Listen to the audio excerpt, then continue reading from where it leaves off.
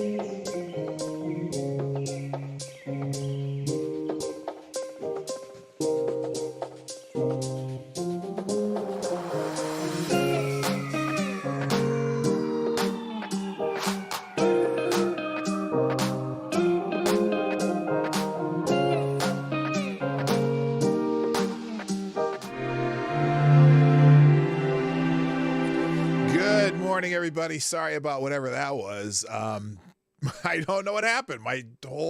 Again, this is the second time since I've been having all this challenge with the powers that be at YouTube that my channel just miraculously out of the blue went, yeah, fuck off.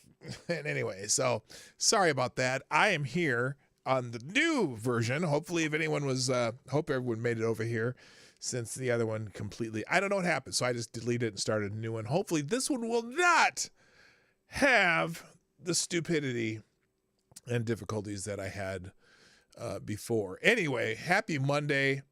We're going to be just getting caught up on a lot of news. So it's not going to be, I'm only going to, there's only one thing that I might spend a little more time on, but for the most part, it is, it's just a day to get caught up on lots of headlines, lots of things going on, and we'll see how it goes. So anyway, happy Monday. Welcome to the Morning Live. Johnny, please play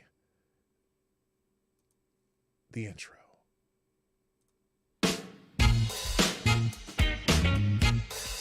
Ladies and gentlemen, coming to you live from the Lucky Dog Studio in a hidden location somewhere in the upper Midwest of the United States of America, it's a brother making his own way, but with all the wrong opinions.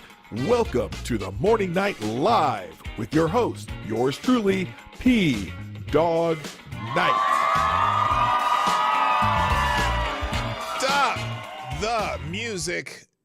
Stop the music. Good morning. Hey, hi everybody. Welcome to Morning Night Live. I'm your host, Marty, also known as P-Dog Night on the internet. Welcome back to the P-Dog Night channel on this Monday, the 23rd of May, 2022, where we're about to run out of gas. I don't know. It's holy crap. I went to fill my tank the other day, and I think I had about a quarter tank in my tank. And I was like, okay, I got to go fill it because I don't like letting my tank get down below a quarter of a tank.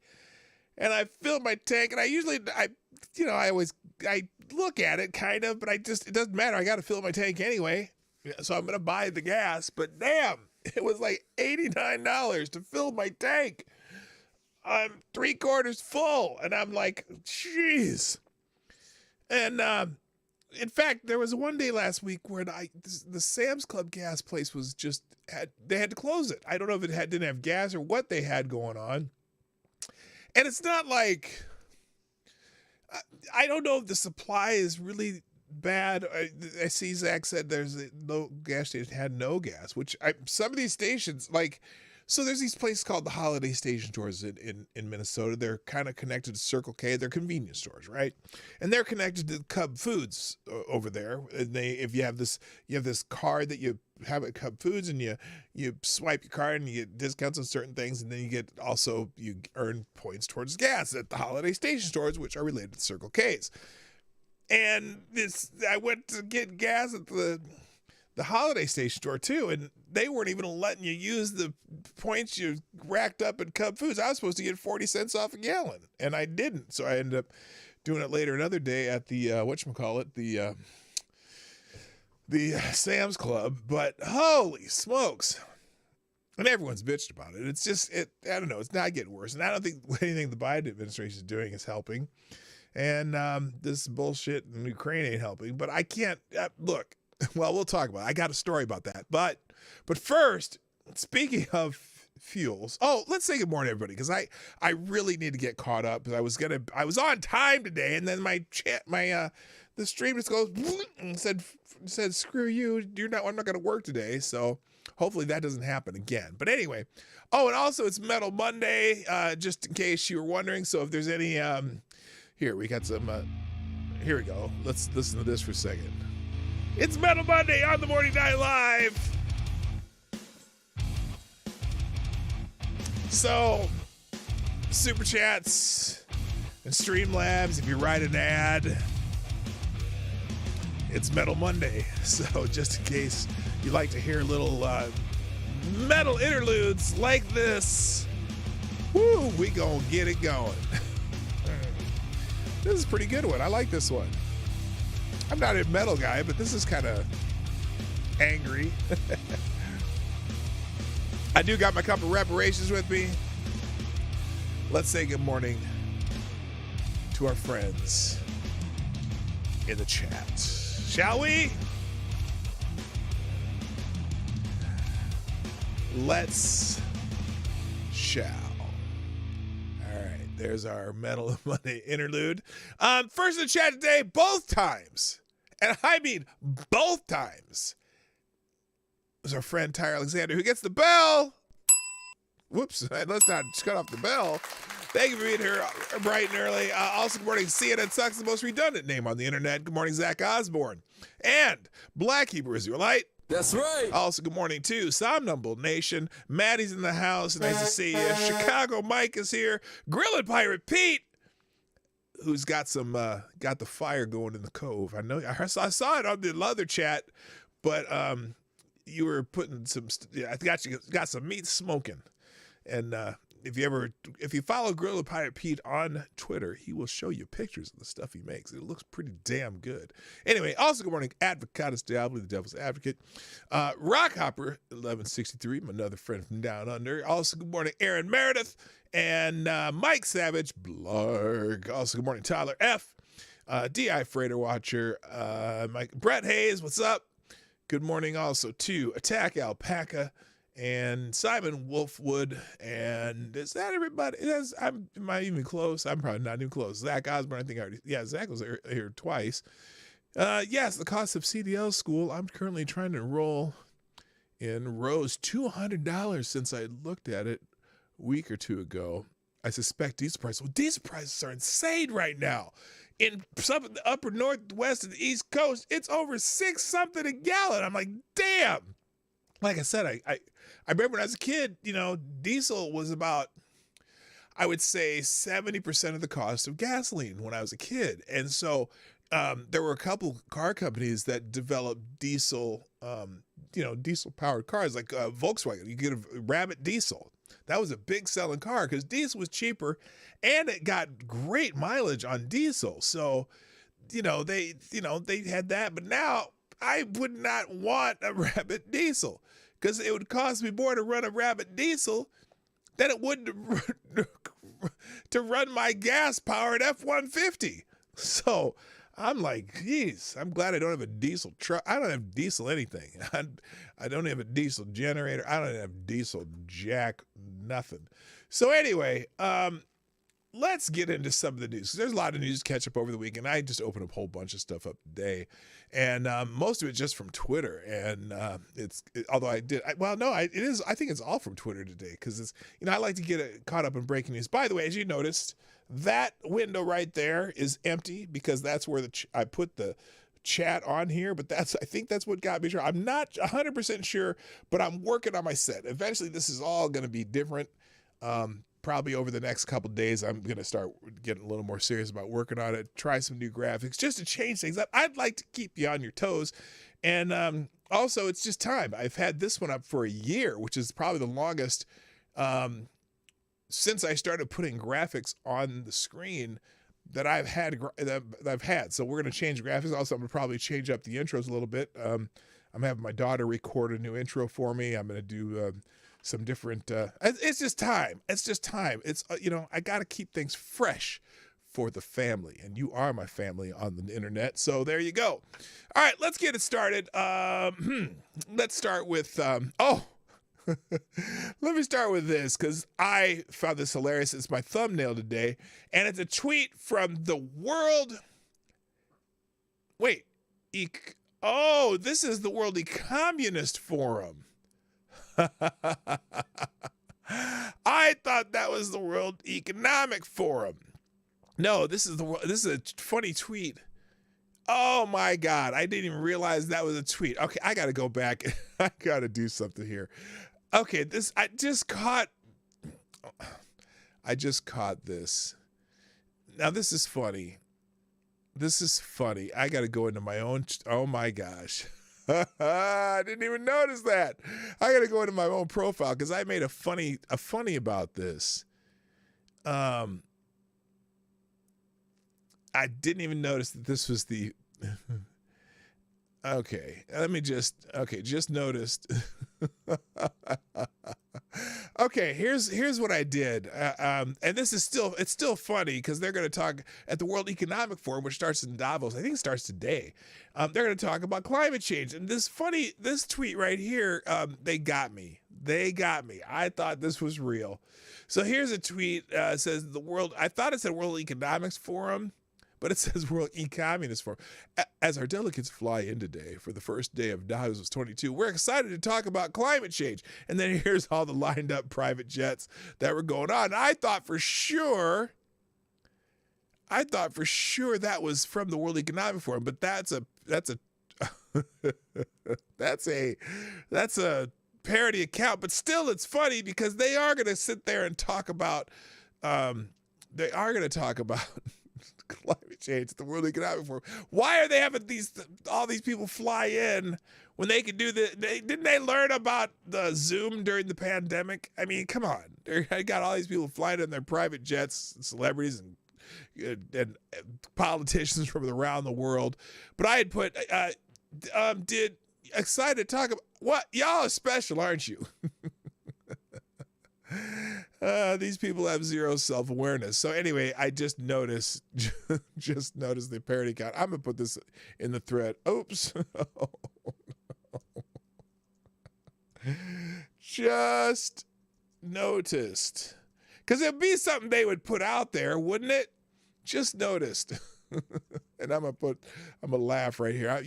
I'm doing this in real time. Where's the funny there we go, the smiley face. I'm going to laugh at myself for even just noticing that. There we go. 1, 2, 3. I put 4 little super laughy to tears thingies on there. And we're going to tweet that because I just realized that I was making fun of the parody account. But it is true. They're going to go to Davos and they're going to talk about climate change. I'm sure is going to be part of their forum. In fact, now, there are some public figures from the United States that are going to be attending the World Economics Forum. So I thought I'd put this on the screen. Hello, Anna Lynn, by the way. You didn't get a Twitch alert. Oh, well, because I'm not on Twitch anymore. I'm sorry. I'm over here again because they let me back onto YouTube. Hello, Fox P2, by the way, also. Anyway, so this is an article from the National Pulse. Revealed public figures attended the World Economic Forum. But first, we have our first sponsor, and that would be Chicago Mike. And Chicago Mike, you are the new Streamlabs Superstar sponsor of the day. And of course, it's Metal Monday, so we will do this in style.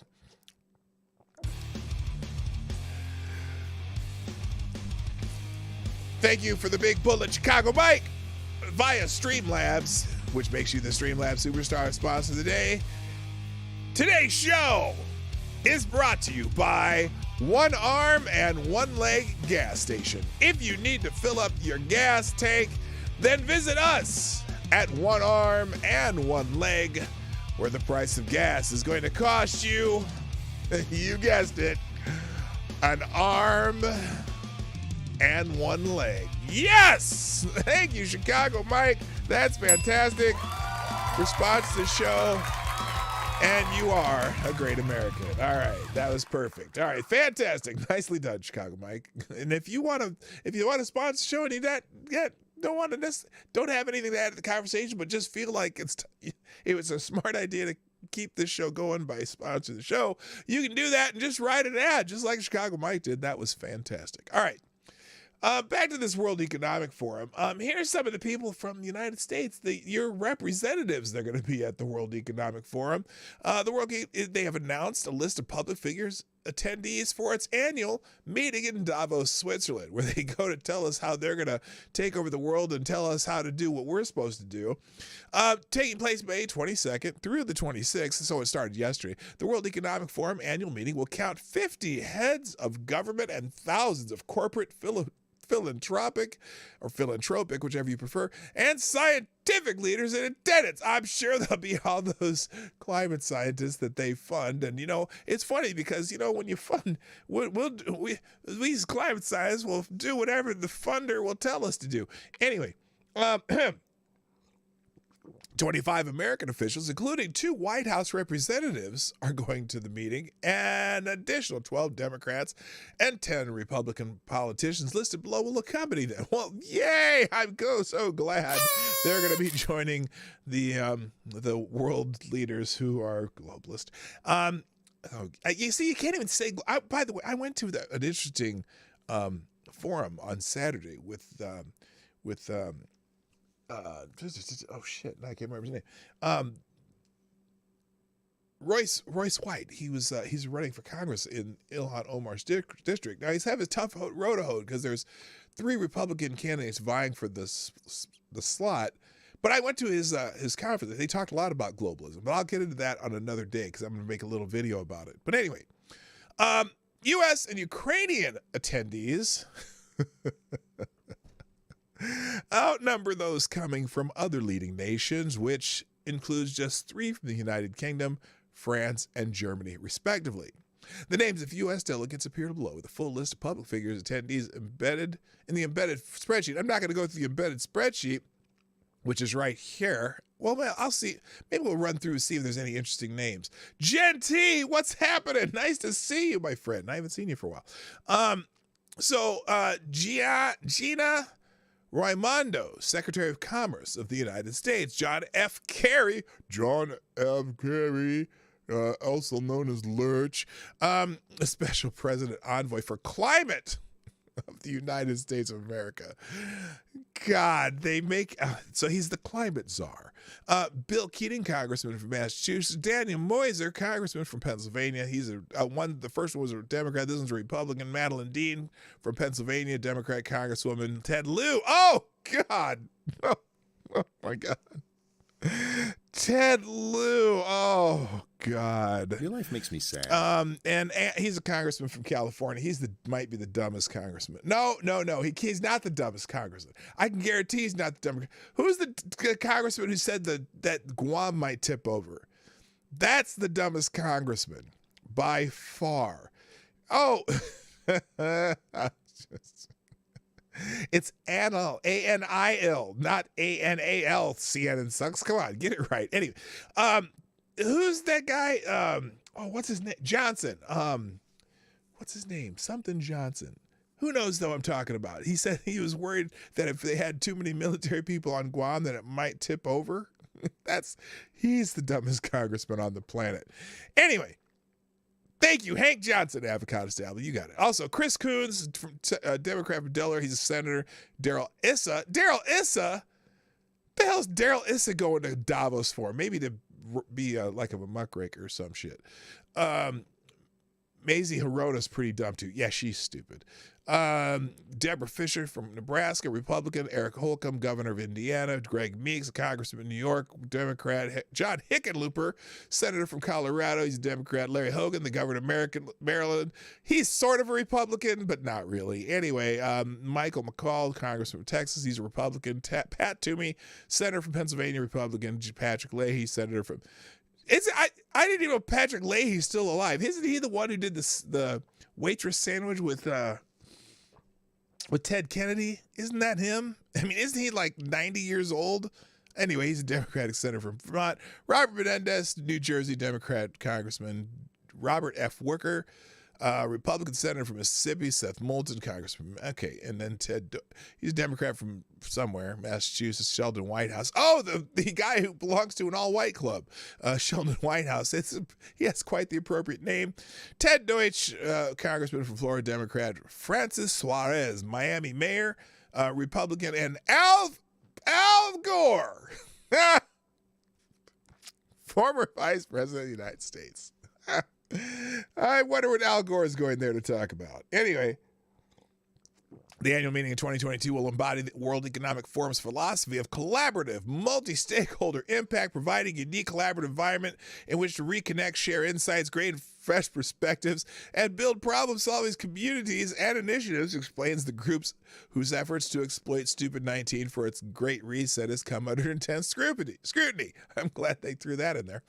Against a backdrop of, quote, this is, quote, against a backdrop of deepening global frictions and fractures, it will be the starting point for a new era of global responsibility and cooperation, posits the WEF, which selected history at a turning point as its event's primary theme. Yeah, the history at a turning point, also known as the Great Reset. I can't say that out loud. I already did. The event focuses on 8 key areas: climate and nature, fairer economics. What does that mean? Tech and innovation. It's censorship. Jobs and skills. To each.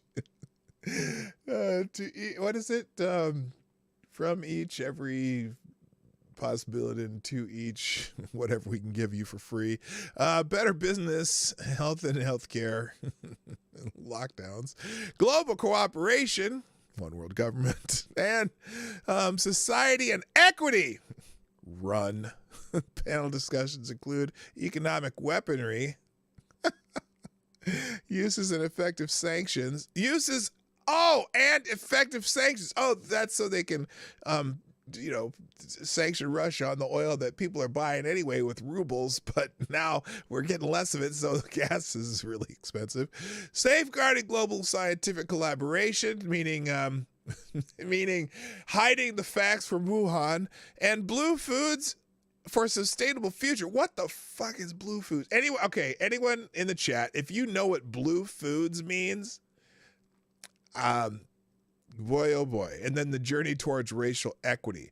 Really, worldwide racial equity. What the F does that mean? Anyway, it means one world government. If you want to look at this, I have the link in the tab, and it'll give you it says there's a list of heads of states and government. You know one head of state that will not be there? I'm pretty sure Joseph Rahim Biden, because he was not listed on that list. But there are, boy, oh boy, from a lot of Argentina, Albania, Australia. Okay, lots of countries represented here. A lot of from the four from the Ivory Coast. That's pretty interesting. Anyway, if you want a full list of the people coming from the, INT, what does this INT mean? They must be part of they're from the International Monetary Fund? No. These are just people who are not representing governments. They're representing NGOs. There's a lot of them. Where's Klaus? Anyone see blue food, soya green rebranded? Oh, okay. It's people. Blue foods created in labs just for you. That too. Blue food equals clone meat. Could be. Oh boy. Anyway.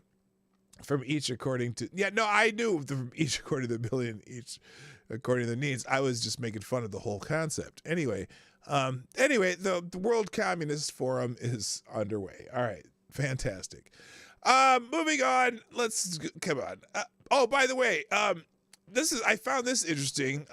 The White House, I don't know who's Emil Simmons. Emil Simmons is the White House assistant press secretary. So she is in the position that the current press secretary, what's her name?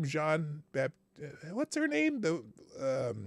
Whatever her name is. This is her assistant press secretary who tweeted out today, "We are closely monitoring challenges to diesel supply and prices as a result of Putin's invasion." Oh, really? As a result of Putin's invasion, because she had to tweet out this article from CNN. First on This is CNN. White House explores tapping emergency diesel reserve to ease. Wait a minute. Tapping the emergency diesel reserve. Okay, I'm going to tell you a little bit later why this is a big problem. Okay, this is a big problem that they're going to tap the emergency diesel reserve. We'll get there. I'm going to get there. Hang on.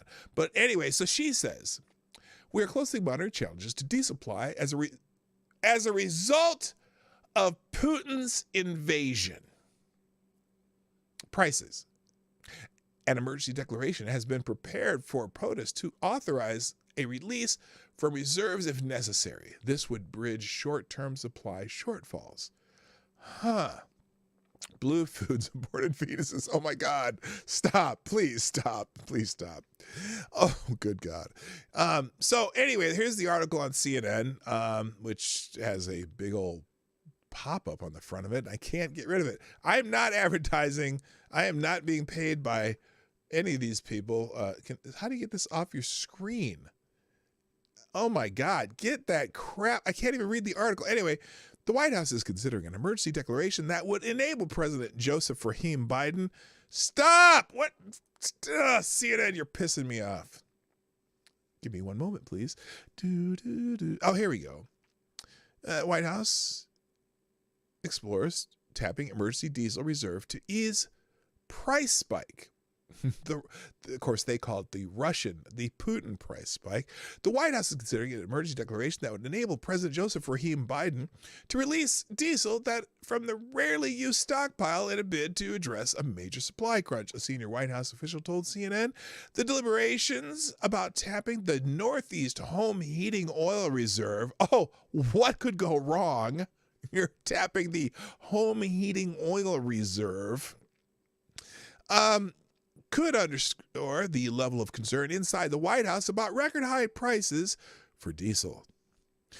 Diesel is a vital fuel for the U.S. economy, powering not only farm and construction. No shit! It powers a lot of stuff. And it's all our trucks, those big ass trucks on the road that you have to gently traverse when you go by them and you don't want to be too close to them too often.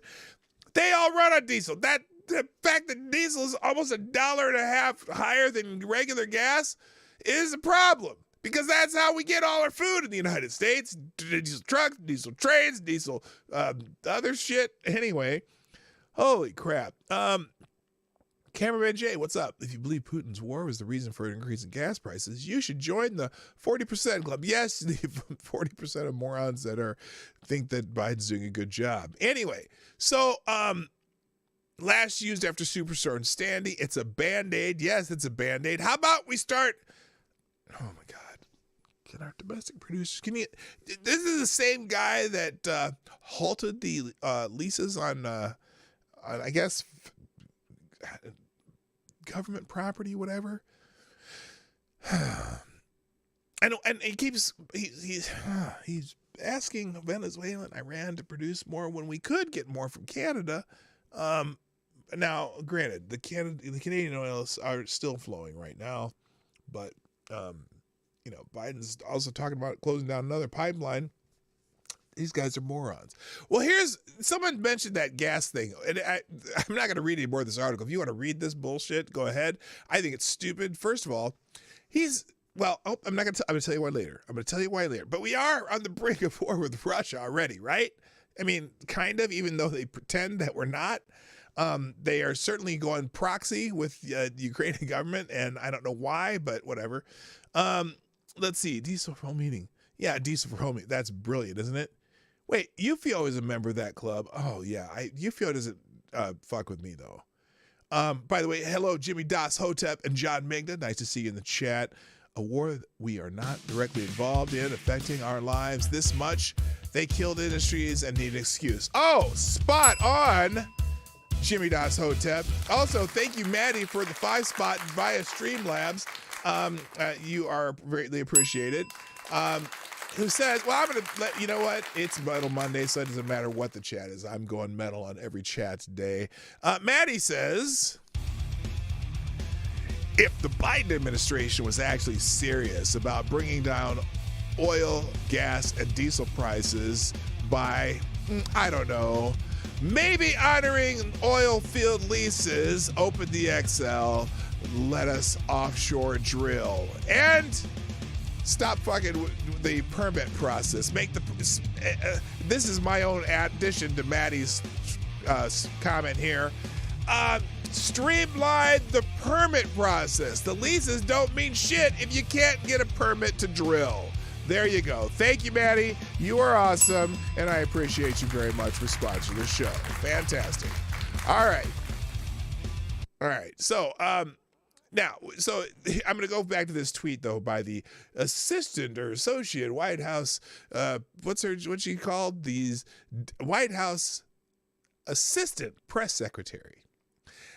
So she said, again, we are closely monitoring challenges to diesel supply and prices as a result of Putin's invasion. Now, let's put that in perspective by my friend from Comfortably Smug has a nice little tweet here. Or no, he retweeted this.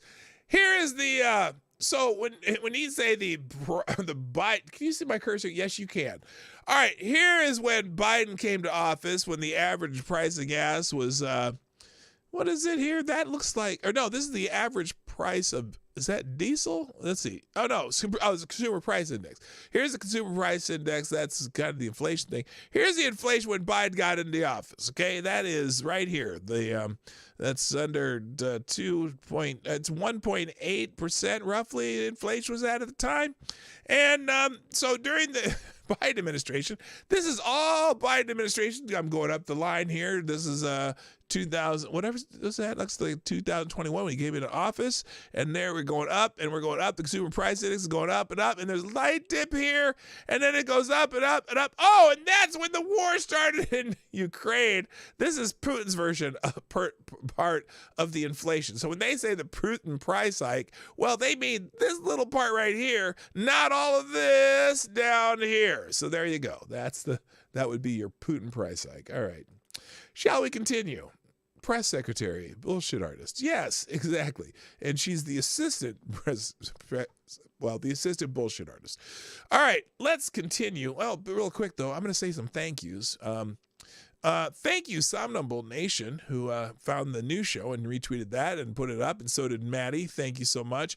I did tweet out the show, but it took me, I had to go wait till the second version of the show came up. Also, I wanted to remind you that the Morning Night Live is brought to you by you, the viewers of the Morning Night Live. Please give generously, because I got to fill a fucking F-150. If you can sponsor the show by in the Streamlabs at pdognight.live. If you hit that, you can watch the show, participate in the chat, and have your credit card at the ready, or your PayPal, however they do it in there. You can use credit card or PayPal, or you can do super chats through YouTube, and then the other stuff you can do is down below. Nomad's in the house. Stop. Hammer time. Formerly known as MC, and we like to call him Hammer. Anyway, so moving on. Let's see what else I got here. What the hell did I do there? I didn't want to do that. I want to make sure that's tab is right. There, I fixed that. Oh, wait, 2 more notifications here. Thank you. Oh, and then a couple other people just said thank you. All right, so, all right, we're done with the Putin price hike. Let's move on. Now, there's just some observations that I'm going to bring to you via tweets of other people. So not that I'm not smart enough to make these observations, but someone else made them before I had a chance. And this is interesting. So remember when we were worried about the mask mandates, right? And, if you're banned on Twitter 5 times over, well, I'm also on Gab, Minds, CloudHub, Parler, and Getter, all at PDogNight, just like it says right up there. On all social media, I am at PDogNight, except for Instagram, where I am Yes That Marty. And by the way, if I ever get yeeted from this particular channel, I do have my alternative channel called Yes That Marty also. All right. Now here's an interesting observation that like I said, I'm trying to get through all this fast. Here's the observation. So remember, when they said the airlines, they were going to take away that mask mandate on airlines, and there was, you can't do that. We're gonna have all these flights canceled and shit and that, blah blah blah, and you're gonna kill everybody, whatever. Notice no one's talking about COVID right now. I mean, they're talking about monkeypox. They're trying to make monkeypox thing. But anyway, so here's an observation. Hey, it's been over a month since the mask mandate on planes was lifted, and experts, experts claimed airlines would be forced to cancel a huge number of flights. And that was a month ago. And the incubation period for stupid 19 is about, 3 weeks, 4 weeks? Well, it's a month later, and yesterday, United canceled 1% of flights, which is probably not unusual. Southwest, 0%. Delta, 0%. Alaska, 0%. JetBlue, 0%. And American, 0%. They're always wrong. Well, that's an interesting observation. I just find that interesting. Now, somebody here, you might want to look at it a few days ago, but cherry picking data is always fun. Well, screw you. If airlines don't require, and this is from April 19th, if airlines don't require their employees to wear masks, in the coming weeks, we are likely to see massive numbers of canceled flights. And the flights are full with long standby lists despite incredibly high price of tickets. Today, Delta Airlines practiced the most unethical... this is from the 20 hours. Today, Delta Airlines practiced the most unethical customer service in transportation history. A thread. Oh, what? Okay, this is something about a cancellation, but it's one of those rare ones. Anyway. And then this person had, you can't do anything. You cannot say anything on the internet without somebody bringing up Trump. Trump counties have higher COVID death rates. Counties where Trump received the most votes by a massive margin in 2020 have 52% higher death rate over the course of the pandemic than counties where President Joe Biden won. You know what I would think about that? I would have to see what the average age in those counties are. Because I would guess that there's more elderly people possibly, or a higher percentage of elderly people in some of those counties.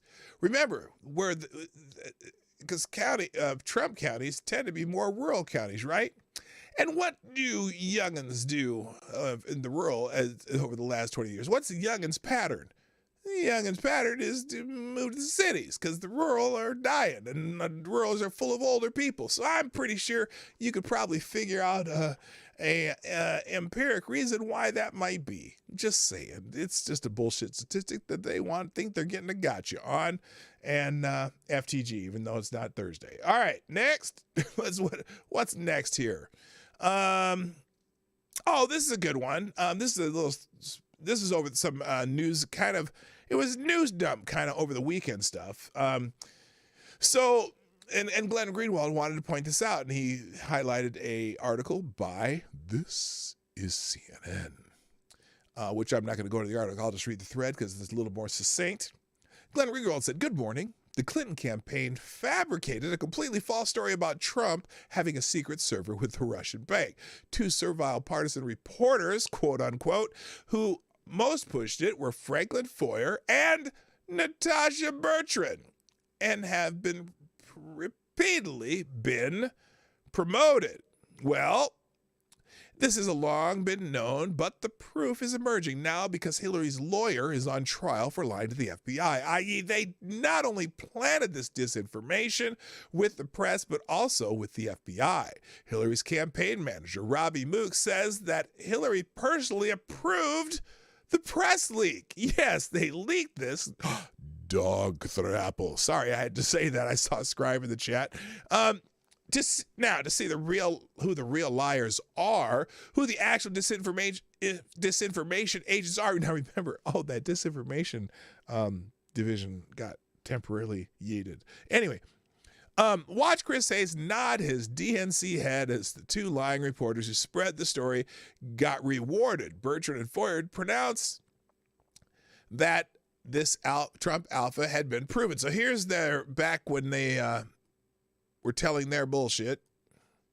This is Natasha Bertrand. What more evidence do you need? It's very, very obvious, and it's really Occam's razor here.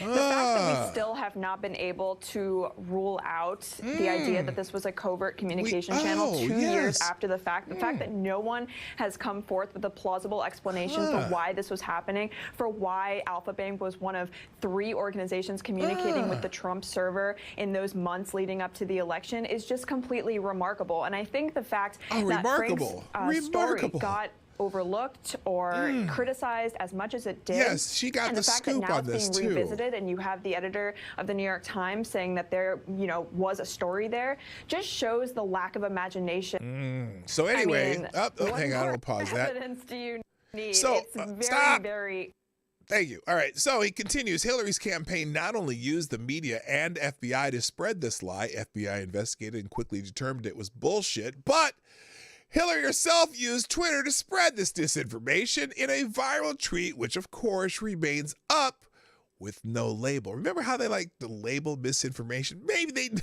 Twitter needs to go back to October 31st, 2016 and put, this has some highly misleading information. But here's what she wrote. Computer scientists. Science. Me with science. So these scientists, we should always believe the scientists, by the way, have apparently uncovered a covert server linking the Trump organization to a Russia-based bank. Statement from Jake Sullivan on New York. New report? You mean the report that they leaked? And then the FBI investigated and said it was bullshit. But then another division of the FBI, based on the fact that the bullshit report was leaked and it said it happened, the FBI then went and investigated because that investigation warranted another investigation. And these people just leaked it to the press before the investigation was even real. In response to a new report from Slate. Slate! So this is Hillary Clinton. Her spokesperson saying, statement from Jake Sullivan on new report exposing Trump's secret line of communication to Russia in a response to a new report from Slate showing that the Trump organization has a secret server. No, may have or kind of has or could have or possibly, or they haven't investigated, even though the FBI said it was bullshit, registered to Trump Tower that has been covertly communicating with Russia. This is a definitive statement. Hillary for America's senior policy advisor, Jake Sullivan, released the following statement on Monday. A report from Slate. Hello, Fight for All Right.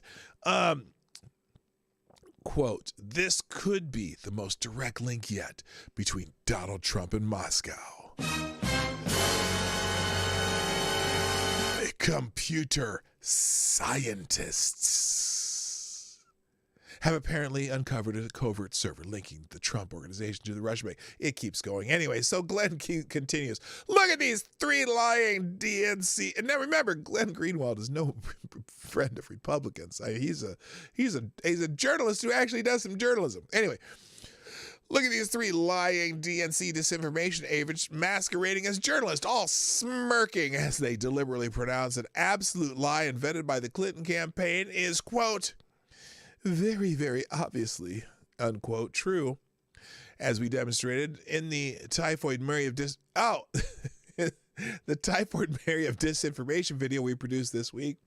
The cable host at the heart of every DNC CIA lie is Nicole Wallace, but the journalist most used to launder them is Natasha Bertrand. There she is again with Rachel Madcow. Since 2016, nobody has been more rewarded for eagerly serving as a vector of CIA DNC disinformation than Bertrand. That is her again. She started at the Business Insider. Remember, we talked about the Business Insider the other day, a so-called businessing magazine that is actually just left-wing propaganda, where she pushed Alpha Bank, then promoted to MSNBC. Well, I didn't say promoted. She got hired by the next one and the next one and the next one. She went to MSNBC, then to Atlantic, then to Politico, then now she's at This is CNN. So, lying is their currency. This is Glenn Greenwald quoting his own article. Real quick, thank you, Tyler Alexander, for sponsoring the show. You are awesome. And let me get this going here. Hang on a second. It just takes me a second after I figure this out. Dude. All right. Tyler Alexander says,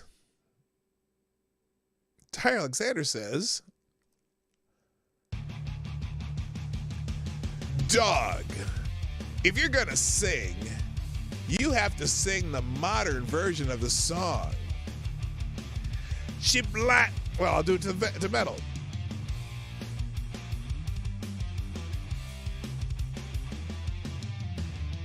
She blinded me with Fauci. She blinded me with Fauci. She blinded me with Fauci. Fauci!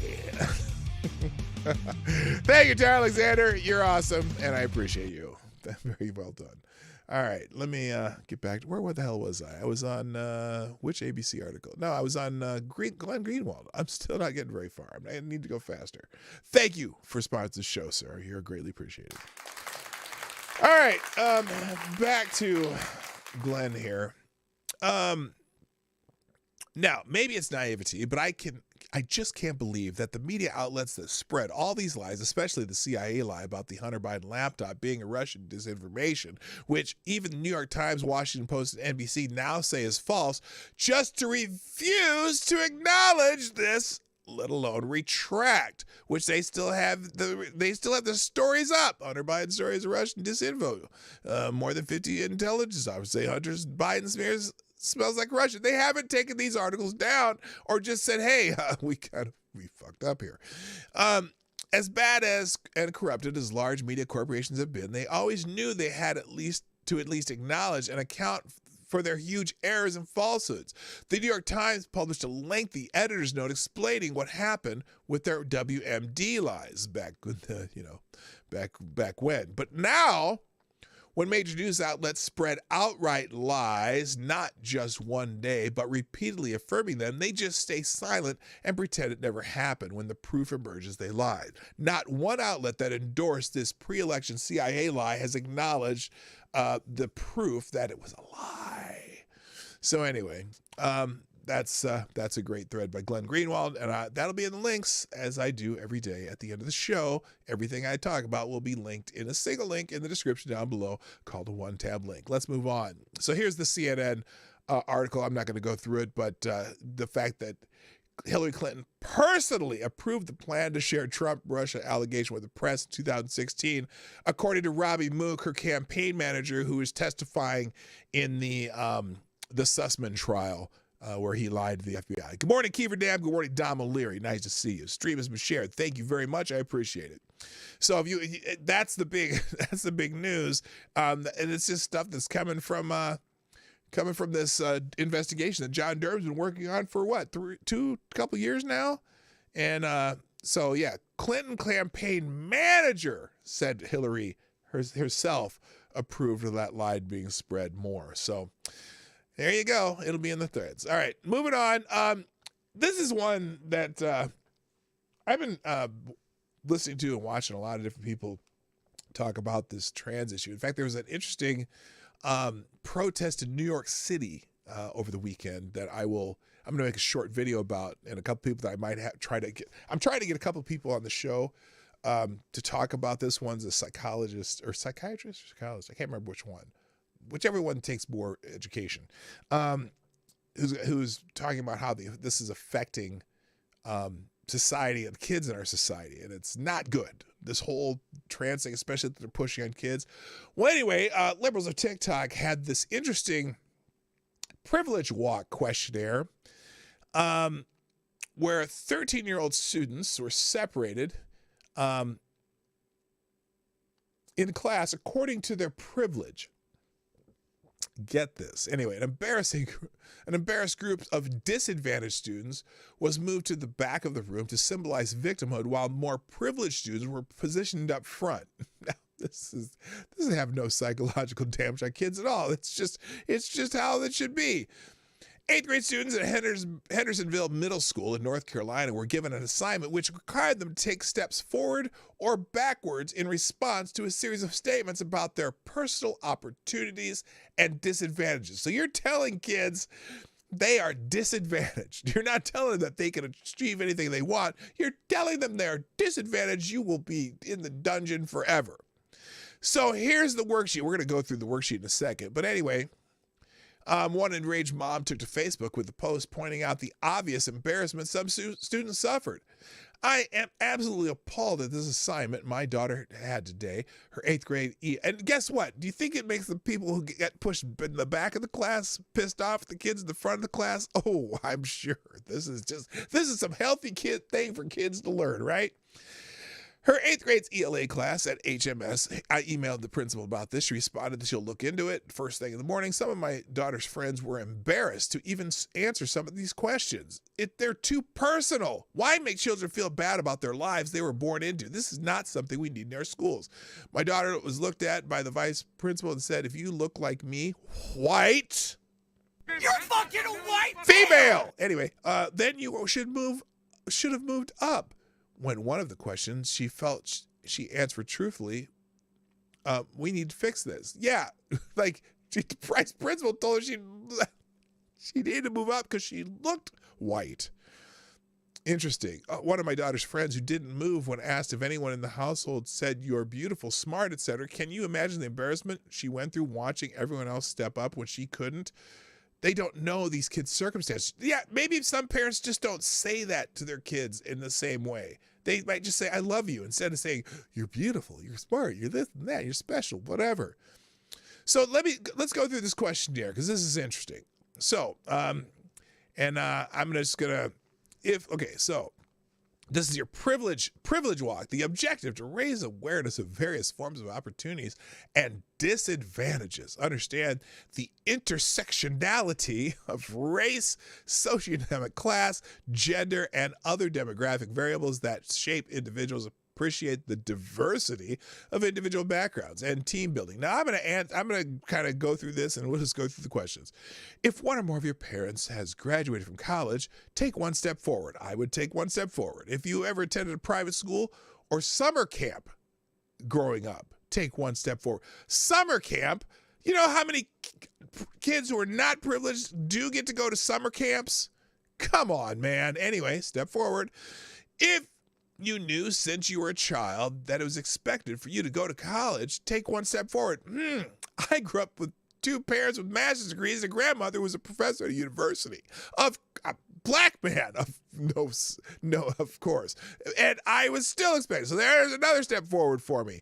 If you have immediate family members who are doctors, lawyers, or work at any degree required profession, take a step forward. My parents were both in education, which required a degree. Step forward. I've taken 5 steps forward so far. Black man had to take these steps forwards. Amazing. If you studied history and culture of your ethnic ancestry in elementary and secondary school, take a step forward. Well, wait a minute. These are 8th graders. Nobody studied the history and culture of your ethnic ancestry. Well, do you think the white kids studied the history and culture of your ethnic ancestry or just of the United States? Is there a difference? Do they distinguish? Come on, man. Anyway, I'm gonna take a step forward because yes, my history, culture of your ethnic ancestry in elementary, my ethnic ancestry is American. So yes, I'm taking 6 steps forward. If you grew up with people of color or working class people who were servants, maids, gardeners, or babysitters in your home, take 1 step forward. Wait a minute, my sister was a babysitter. Take a step. So I guess So I'm 7 for 7 so far. If you were a family member, never had to move due to financial inabilities, take 1 step forward. My black family never had to move due to financial inabilities. I'm 8 for 8. If you almost always see members of your race, sexual orientation, religion, or class widely represented on television, in the newspaper, and the media in a positive manner, take 1 step forward. Oh my God. Have you watched TV lately, assholes? I'm going to take a step forward because black people could do no wrong in television right now. Come on, man. If you were able to walk into a business and ask to speak to the person in charge, you would likely see a person of your race take 1 step forward. Likely? What does likely mean? I don't go into bed. I shop on Amazon and other shit online shit. Let's see. If I go into Sam's Club, now the manager there is black. I'm taking a step forward. If school and work is not in session during the major religious holidays or other cultural events that you celebrate, take 1 step forward. Okay, I'm not taking a step forward. But guess what? name a oh my God, stop it. If you never have to worry about crime, drugs, rape, or any other violence threats in your neighborhood, take one step forward. I'm still walking. My kids will be walking too. If you almost always feel comfortable with people knowing your sexual orientation, take one step forward. Well, you know what? If you almost always feel comfortable with people knowing your sexual orientation, you know what? If I was gay, no, maybe not gay, but if I was trans, oh boy, but that's not sexual orientation. All right, I'm not taking a step forward. I'm 12 for 13. If you feel certain that you will not be followed, harassed, or watched under close surveillance while shopping, take one step forward. I don't recall ever being that way, but I'm 13 for 14? 13 for 14. If walking home alone at night, you never have to worry about anyone feeling threatened because of your presence, take one step forward. I've never felt that, but I understand that some people are scared of black people, but I don't feel that way. Okay, I'm gonna just leave that one just for whatever. Now, let's step back. So I'm 13 for 15. No, 12 for 15. I'm 12 step forward right now. Now, take one step back. Now, this is funny because you thought I was gay. Okay, that's cool. Now, the step backwards. If you're going to be the first person in your immediate family to graduate from college, take one step back. Nope. If you start a school speaking language other than English, take one step back. Nope. Okay. So they're saying that, you know what? But by 8th grade, you're speaking English now. What does it matter? If you've ever been the only person of your race and ethnicity in a classroom or place of work, take one step back. I have been. I could take one step back because when I was in elementary school, there was only 4 kids in the whole school that were black. But that was in elementary school. By the time I got to 8th grade, the whole school was mixed up. So come on. If you're ever discouraged from any personal goal or dream because of your race, socioeconomic class, gender, sexual orientation, or physical learning disability, take one step back. Now, guess what? You know who the most people who are most likely to discourage you from that personal goal or dream because of your race, socioeconomic class, gender, sexual orientation, or physical disability, take one step back. You know who the most people likely to do that are? Your teachers right now. They're the ones because they're doing this whole stupid thing. I'm going to leave this rest because it's taking too long, but you get the idea. Who are the ones who are most likely to tell you you're at these disadvantages for this? This entire lack of opportunity thing is telling you have less of an opportunity because of this. Who's teaching you this? The teacher who came up with this stupid questionnaire. Wouldn't you want these kids to just think that, you know what?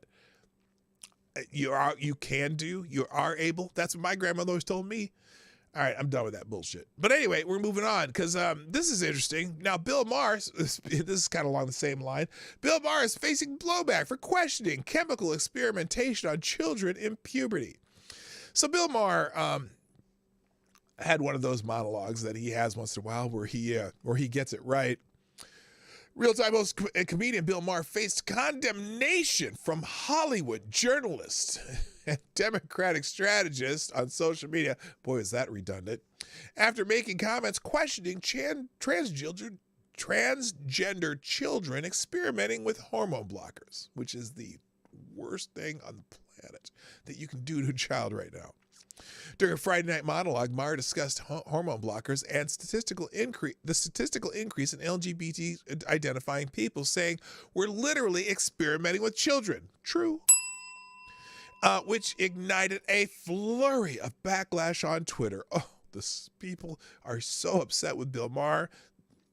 Now, if you want to watch the monologue, it's in the article that I'm reading. I'm not going to show it to you, but basically, he just saying that, suddenly there's increase. Like boomers, about 0.8% of people are consider themselves, or no, the prior, before boomers, whatever that's called, the silent generation, 0.8% consider the LGBTQ. Baby boomers, 2.2%. Generation X, 4.2%. Millennials, 10.8%. Gen Z, 20%. Or 20, is it 20, 24%? 20.8% believe they're LGBTQ.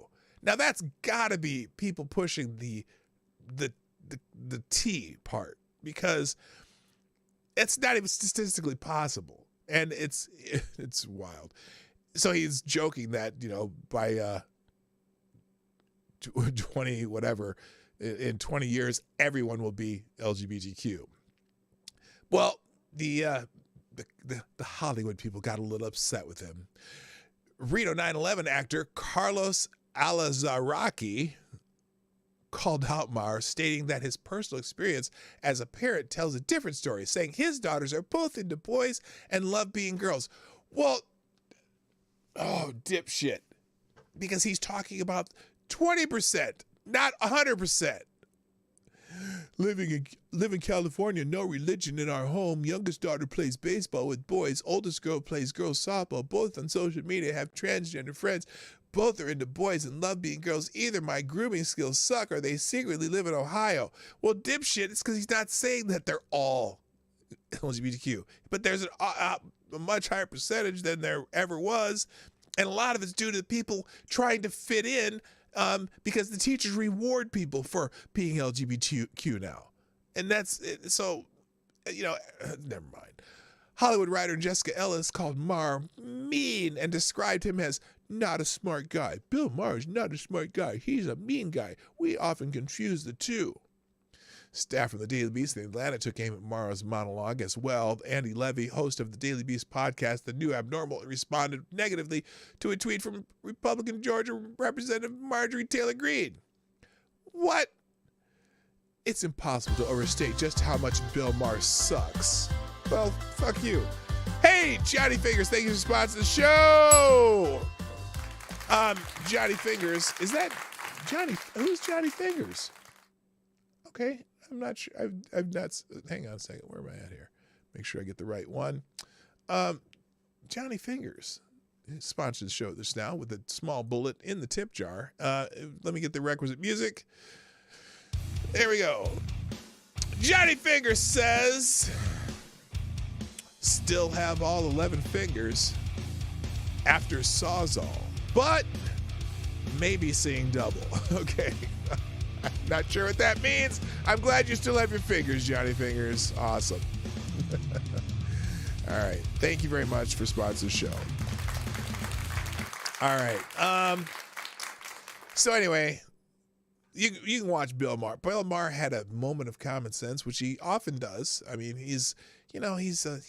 He's liberal. He's left. He's Democrat, but he still can see shit that's happening. And it's funny because there's a lot of people. The whole trans thing isn't as much of a left-right thing anymore as it is a common sense versus current insanity or current trend. Because I truly believe that this is a trend in so many people that. Oh, monkey reference. Okay, I missed that. So anyway, it's just a trend that is not good for people. And speaking of this trend, we have another one. Remember we've been talking about sports phenomenon in the trans and non-trans world. Well, another Australian women's sports event and another male-born trans women winner. Aria Everett came in first in the women's skate at the Yaris Rangus Downhill Festival March. I think this is a longboard skating contest, and this lovely woman named Aria won the event, and some women are not happy. It's a longboard skating contest in Australia. So apparently in Australia, it's like the fourth or fifth one that has done this. Someone down here replied, "What's the difference between men competing against women and male athletes taking performance-enhancing drugs to cheat against their peers? None. Men, no matter how they identify, have no place in female single-sex sports spaces."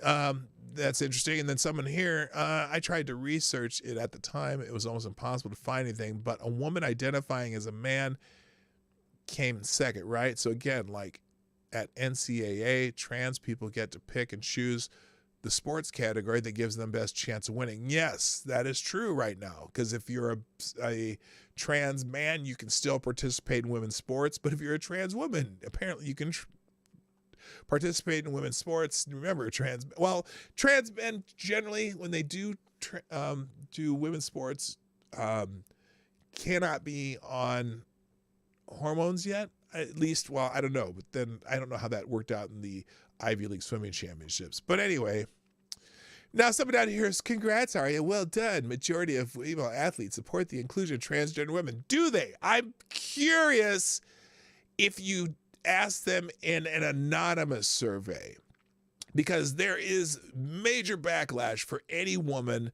who complains about trans women competing in female sports. When I say female sports, sex-based sports. Because when they do complain, they get major backlash, shunning, and the whole woke world starts yelling at them. So anyway, there's an interesting. ABC has a couple articles out today, and there's their opinion. Systemic issues foretold this hate crime. They're talking about the incident in Buffalo. How to prevent the next Buffalo shooting. Opinion. Wow.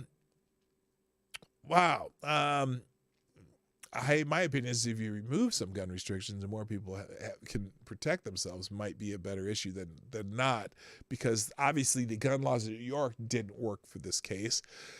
But I just like how they start this article though.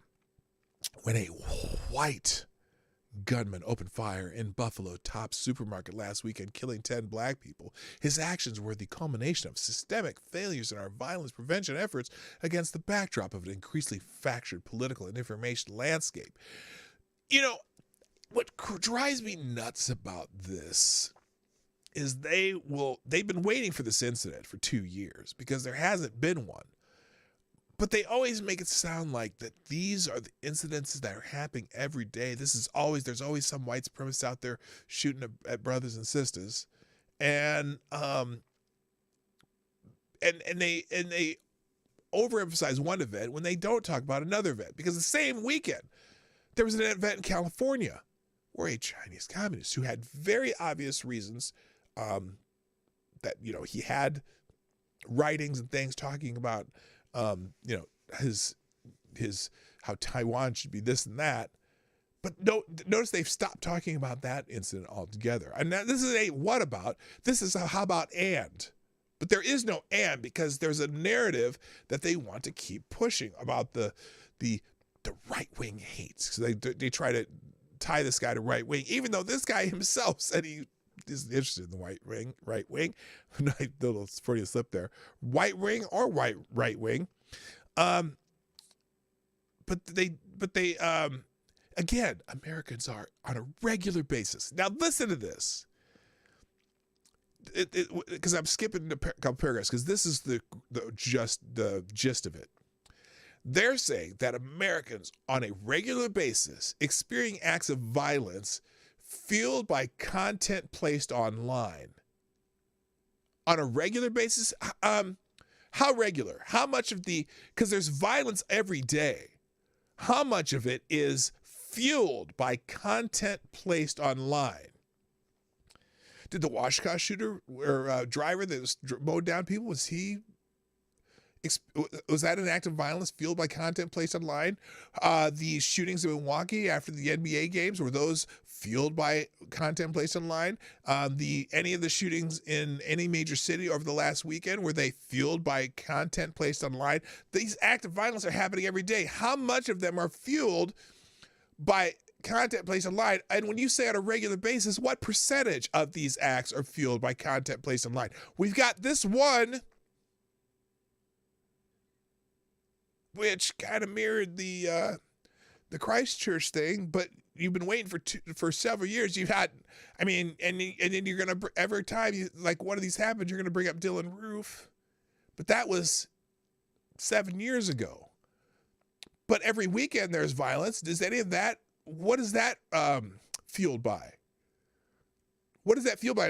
And which actually hurts more people? Now, this violence is senseless, and fuck this guy. And like I said, they need to bring back the electric chair for this asshole in New York.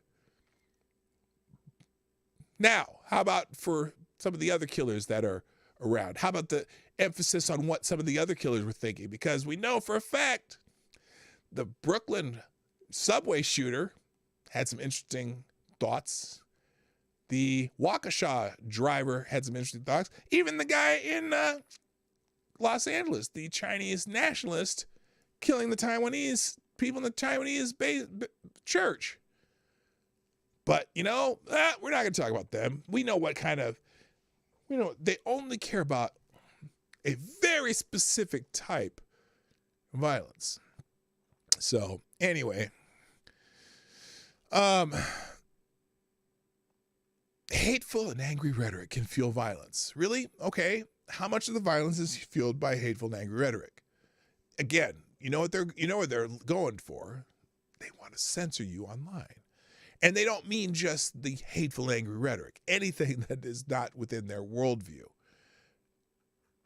So you can read the rest of that article if you want. But I wanted to move on because, a lot of those people were blaming Tucker Carlson for this Buffalo thing, right? Oh, and white replacement theory, whatever they call it. Well, Howard Kurtz, who used to be in Brian Stelter's position at CNN, but now is doing a similar media show on Fox where they actually talk about all media, including criticizing his own network. God forbid Brian Stelter ever criticize this is CNN. That would never happen. But on Media Buzz on Sunday, the Fox channel, host Howard Kurtz, opened the show on a tear, ripping into the leftist media and Democratic politicians for blaming the Buffalo shooting on Tucker Carlson. Let's see if we can get his monologue here. The murder of 10 innocent people in Buffalo is utterly heartbreaking in so many ways, all victims of a suspect whose writing reeks of racism, anti-Semitism, and a twisted mind. But what I also find troubling, and I have been talking about this for decades, is the knee-jerk partisanship with which pundits and politicians on the left, and sometimes the right, respond to mass shootings. But now, and he's right, it's not just the left who does this. Okay, whenever there's another shooting, any kind of event, the media on the right does the same shit, and they both need to stop. Okay, thank you, John Migna, for sponsoring the show. Appreciate you. It says they're kind of ashy.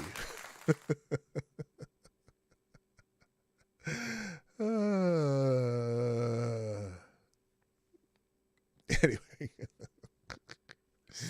All right, let's finish with Howard Kurtz. Thank you, John Migna. You're awesome. I forgot to throw metal in that one, too. Anyway. President Clinton blamed the Oklahoma City bombing in part on Rush Limbaugh. Liberal pundits and later the New York Times blamed the mass shooting in Tucson on a Sarah Palin political map that the gunman never even saw. But when a liberal Bernie Sanders supporter and Rachel Maddow fan wounded Steve Scalise and others 5 years ago at a Republican congressional baseball practice, the media didn't blame Maddow or left-wing philosophy, and they shouldn't have. Yet after mostly black shoppers were gunned down in that Buffalo supermarket, people who don't like this network or compete with this network unleash this constant barrage. It's partially Fox's fault. It's not even a new pretext, a new justification for violence. By the way, well, here, let me finish. Let me finish this part first, and I got something to say about this. Racist terrorism. It has long been so. Really? Has it? Right now, long been so? Name the incidents. You would think if this was such a hateful rhetoric on Fox News and Tucker Carlson and Laura Ingraham and Sean Hannity, you'd think there'd be a shooting every weekend, right? Because there are shootings every weekend. But none fit this profile. Well, this one did. Oh, after 2 years of waiting for one, maybe a police shooting here and there, but boy, none of them fit this profile. There's been mass shootings all over the place, but none of them fit this profile. And boy, are they liking this. They love this one, don't they? Newly popularized, newly mainstreamed by the biggest names in conservative media. Those conspiracies pushed by a former president House Republican. Wait, by a former president? Did Trump push this? Oh, the immigration part. I see. He's calling the immigration the same conspiracy leaders, social media monopolies, and a powerful social media. Oh, those are all the people they want to stifle. Social media. News network. This vision of the country belonging to some set of of Americans, white. Oh, he slipped there. He said Republicans. He meant he'd say white Americans, but you know. Americans, right, is only growing on the right. Is it though? And you can hear it on any given night on Fox News. A chief target has been Tucker Carlson. Now, his comments on immigration and politics, and those of anyone at this network, are, of course, fair game for public debate. But blaming him for the shooting is absurd. The latest case of a blood-on-your-hands approach to finger-pointing, even if you're Senate Majority Leader Chuck Schumer trying to score political points smarmy prick by from New attacking York? Fox. And by the way, there's nothing in the suspect's hundreds of rambling pages that indicates he has ever watched 1 minute of Fox News. Ding. In fact, he criticized Fox News. But, oh no, it's a Fox News problem. Yeah, sure. Anyway, so that's Howard Kurtz ripping them. Moving on. ABC also has another butte on their site. An analysis led by an international team of scientists. Science! You blinded me with science. Indicate that pollution played a role in 9 million deaths globally in 2019. Now, so here's the article. 1 in 6 deaths worldwide attributed to pollution. Wow. 1 out of every 6 deaths in 2019 were attributed to pollution, according to a new estimate published by The Lancet Planetary Health. The analysis, led by an international team of scientists, indicates that pollution played a role in 9 million deaths globally in 2019, the year before the stupid 19 pandemic. This impact on health is higher than malaria, tuberculosis, HIV, drugs, or alcohol. Experts said that it's not clear how the global pandemic will impact the analysis moving forward. Despite improvements made in water pollution in recent years, a rise in air and chemical pollution means that the death rate has been relatively unchanged since 2015. Air contamination alone is attributed to an estimated 75% of the reported deaths. Now, whenever I see something like this, and they put a picture up, like, where's the picture they put in the tweet? They put this picture in the tweet of these factories spewing out whatever they're spewing out, because a lot of these factories, they've, kind of fixed some things. So now, I got a question for these scientists. Because a lot of these companies that spew out stuff like this, spew out manufactured technologies and things that have allowed people to live longer and healthier lives around the world.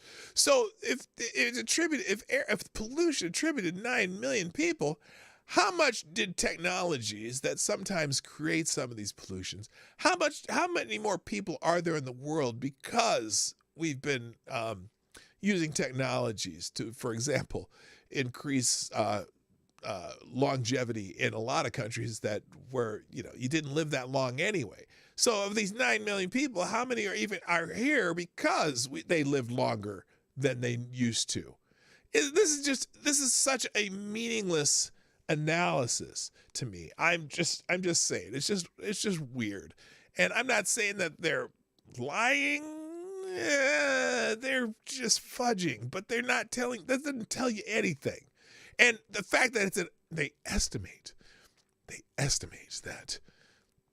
It's just another breathless article that just really doesn't mean anything. I'm not sure. Anyway, now they're not the only ones who pumping out bullshit. The Biden administration is pumping out bullshit. In a news conference on Monday, Biden said the United States would defend Taiwan militarily if it came under attack by China, despite the U.S. policy of strategic ambiguity. Really? Now, this is interesting. And also it's in the Washington Post. Biden takes aggressive posture towards China on his Asian trip. And then there's also one of the New York Times. Biden says military would defend Taiwan if invaded. So we'll just go to the Washington Post. President Biden opened the second chapter of his Asian tour Monday with several moves, some choreographed, others apparently not, signaling a more confrontational approach to China in matters of both the economy and national security as the administration looks to curb the influence of the world's most populous nation. In a news conference on Monday, Biden said the United States would defend Taiwan militarily if it came under attack by China, despite the U.S. policy of strategic ambiguity. So was this a gaffe? Was this Biden speaking off point? Is he speaking out of his rectal part again? And the White House have to walk this back? So, here's later in the article. On Taiwan, a White House official walked back Biden's remarks almost immediately, saying Biden simply had reemphasized a pledge made through a 1979 law that calls the United States to provide Taiwan with military means for self-defense. Oh, they walked it back almost immediately. Man, maybe they should just put him on meds and tell him to shut the fuck up, because that's pretty provocative, isn't it? I'm just saying. If you want to read the articles, there's both the Washington Post and the New York Times archive links. That'll be in the big link in the description down below. Now, this is an anti-war person who tweeted this about this, though. Biden's Taiwan comments are not a gaffe or accidental. And for that matter, the White House clarifications are not a reassurance. Well, we could do another two-front awards with two major superpowers, couldn't we? We must remember the entire modus operandi of this White House is to move the goalpost on Taiwan and officially deny they are doing so. In other words, we are seeing other evidence they are reinterpreting their policy on Taiwan whilst claiming it is the same policy they have always followed. It makes me wonder. Ooh, it makes me wonder. Anyway, let's see. What's this one? This dude. So HSBC is a big bank, suspends a banker after climate risk comments, according to the Financial Times. So here's what the guy said. Here's what the guy said, and you see if this sounds like something that he should be suspended for. Now, interestingly, at the moment, markets agree, more or less, with me, despite the hyperbole, and this is a fun slide I put up just to annoy people. The more people say the world is going to end, and here I've looked at the number of incidences in all press around the world that use climate catastrophe. The number of times the phrase climate catastrophe is mentioned around the world, the higher and higher and higher risk assets go, in tandem. The more we're doomed, the higher prices go. How is that possible? What's going on then? So why did they suspend him? Why did they suspend him? Because he made climate risk comments. He had the nerve to question the veracity of the doom and gloom of climate change. So he's suspended. If you want to read the article, HSBC suspends banker after climate risk comments, according to the Financial Times. HSBC Holdings has suspended the head of responsible investing pending its head of responsible investing pending an internal investigation after he said central bank policymakers and other global authorities are exaggerating the financial risks of climate change. The Financial Times reported Sunday, citing people with knowledge of the process. HSBC senior banker Stuart Kirk made the comments at a conference hosted by the Financial Times on Thursday, drawing criticism from climate activists. So the climate activist said, "Hey, we can't say this. You gotta suspend this guy." So anyway, and the presentation was why investors need not worry about the climate risks. It had been set 2 months earlier and had been posted ahead of the event on the conference website. And so they knew he was doing this speech, but once he said it, they said, "How dare you?" And they suspended his ass. All right. The articles I'm not getting to, the University of Wisconsin-Madison sees no improvement in campus climate despite spending millions on diversity programs. We are a predominantly white institution in a predominantly white state, and this is work that is going to be ongoing for a long time. You cannot force people of color to go to your university, and I use the people of color term loosely.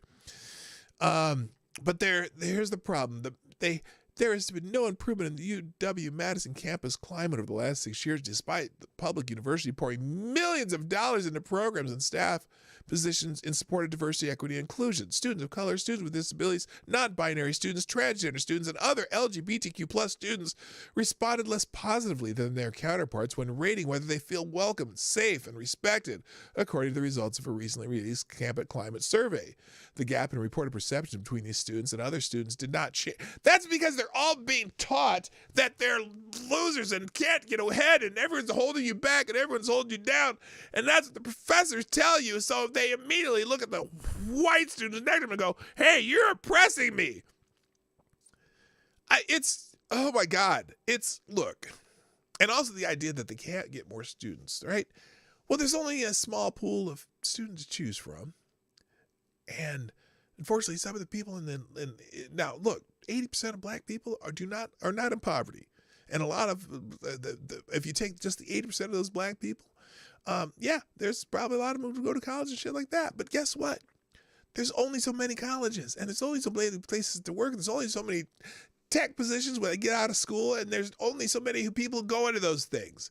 And when 20% in the poverty, a large percentage of them don't graduate high school, so that even lowers the pool even more. You're never going to get a percentage of that matches the percentage of black people in America, and especially if your only goal is diversity, equity, inclusion, instead of the goal of educating the people that are already there, you are wasting a lot of people's time. Look, do the best with the students that you get. The only way to improve the numbers that you're looking for, you can't start at the university level. You cannot start at the university level. I'll say it one more time. You cannot start at the university level. You have to start at the grade school level, the elementary school level, and you got to get parents to have their kids believe that they can achieve if they do well when they are in school with that grade. If they don't start there, if you have parents who don't give a shit, or you have parents who can't, if you can't start at that grade, they're never going to get to where you are. They're never going to get to your university. So you got all the diversity inclusion programs you have ain't doing shit until you get more kids at the beginning to do better. Okay? And that's how if the best program probably is educating parents and tell them, hey, guess what? Here's some people who are great examples of people who are in your situation that their kids turned out to be regular middle class or high class, whatever fucking class beyond where you're at right now in society. It's the only way to do it. And don't pretend you can just pull people out of the thin air. I don't know if any of that made sense, but I said it. I don't care. Finally, here's some great news. And this, I'm going to finish up with these last couple items and I get out the hell out of here. So the January 6th committee, the January 6th committee, it's all a bunch of Democrats, and then you got Kinzinger and Liz Cheney, right, who hate Donald Trump. There's no one on that committee that ever has a contrarian view of anything that happens on that committee at all. Not at all. The people that the Republicans wanted to put on that committee, they said, nope, you can't have them. Nancy Pelosi said, fuck you. I'm only going to put people who agree with what I believe, and that's the only people she could find were Adam Kinzinger and Liz Cheney. So they're on that committee, and during the summer, guess what they're going to do? This is so freaking predictable. The other Friday, my whole show was called They're So Predictable. This was predictable. The Capitol Attack Panel is going to hold 6, not 1, not 2, not 3, not 5, but 6 public hearings as it aims to show how Trump broke the law. Oh, how he broke the law? Not if he broke the law. They're going to show the January 6th committee is going to show how they broke the law. The panel aims to publicly outline the potentially unlawful schemes. Not now, this headline says how they broke the law, but this says potentially unlawful schemes that tried to keep the former president in office despite his defeat. The House Select Committee on investigating the January 6th attack on the Capitol is expected to stage 6 public hearings. Excuse me, let me just tell you the truth. They're going to stage 6 dog and pony shows in June. Is this what happens in June? Wow, the campaign's going to full force in June. So let's get ahead of this and have 6 dog and pony shows, public hearings on how Donald Trump and some allies broke the laws they sought to overturn the 2020 election results, according to sources familiar with the inquiry. You mean a leak from the committee? According to a draft schedule reviewed by The Guardian, the Select Committee, a draft schedule. Oh, I bet they're going to try and hold him. They're not going to hold him over 1 week. Like, they're not going to do 6 in a row. They're going to probably hold one a week for 6 weeks, all the way into that election season, right? The House Select Committee, wait a minute, I already said that. The hearings are set to be a pivotal political moment for the country. Oh, a political moment? Really?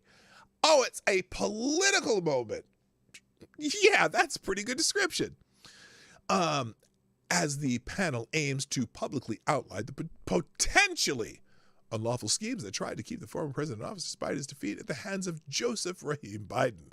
According to the draft schedule reviewed by The Guardian, the Select Committee intends to hold 6 hearings, with the first and last in prime time. Oh, this is a dog and pony show for the media. They're going to hold them in prime time. See, this is, oh my God, they're so transparently political bullshit. Anyway, where its lawyers will run through how Trump's schemes took shape before the election and culminated with the Capitol attack.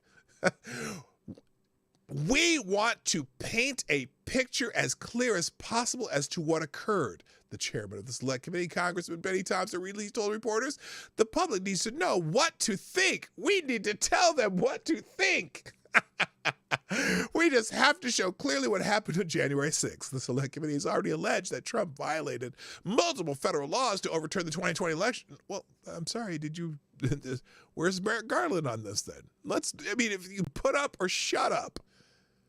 No, this is just a smear campaign because they know they don't have anything that they can actually try him for. It's under the law. They know they don't. But if they can smear him as much as possible in 6 weeks of, whatever. So anyway, but hearings are where the panel intends to show how they reach those conclusions. Oh, instead of just putting out a report. Oh no, 2 primetime sessions. Oh, isn't that special? Just in time. And I'll bet you all of the news networks will cover them live. I'll bet you they do.